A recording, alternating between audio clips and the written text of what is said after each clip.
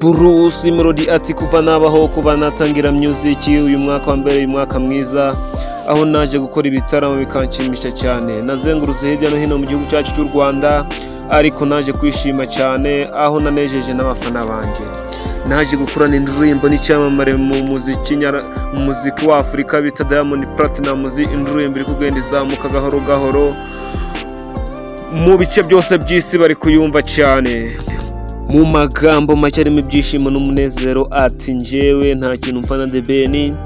The Ben atuje tukumvikana twakorana neza na collab zagenda zikagwamo ariko The Ben nta n'umwe ntari yasubiza ku rubuga rwa Instagram kuko Bruce Melody yavuze ati dukomeje guhana mu muziki ntabwo umuziki wacu wazatera imbere kuko abahanzi bakomeye mu gihugu nibo bagomba guteza n'abandi imbere ati tugomba kwicara tukabyumvikana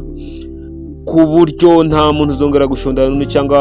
ahane n'undi mu muziki nyarwanda biriya byarabaye ni nko guhatana ariko biriya bibaho kandi bizakomeza bibeho uw'abafana bishimiye ari bafana cyane kuko bizakomeza kabisa. Bruce Melody yongeye agira ati kuva nakorana n'umuhanzi Diamond Platnumz byanzamuye urwego rwo hejuru cyane aho ngiye kuzana subscribe zirenga zigiye kugera muri miliyoni amaze kugira ibihumbi 925 birenga indirimbo Boom yo imaze kurenza abantu miliyoni 4 z'aba views ku rubuga rwa YouTube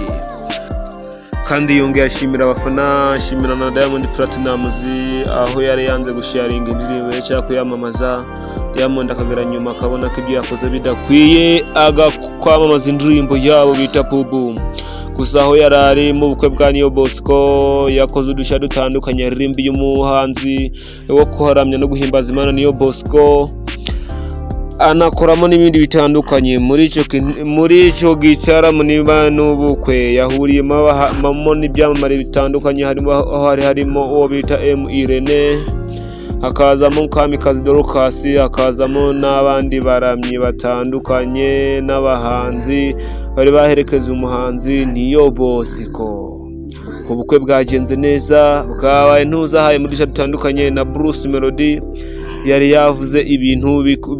muri ku mutima gusa ntabatindiye. Bruce Melody yavuze yuko na indirimbo ya Boom nigera kuri miliyoni 5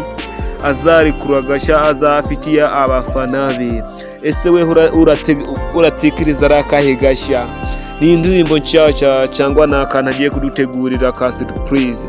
Reka dutegereze ture umuhanzi wacu ngubu niwe muhanzi mukuru mu gihugu cyacu cy'u Rwanda niwe muhanzi ukunzwe mu gihugu cyacu cy'u Rwanda hano John P artist bye bye kora share like and comment.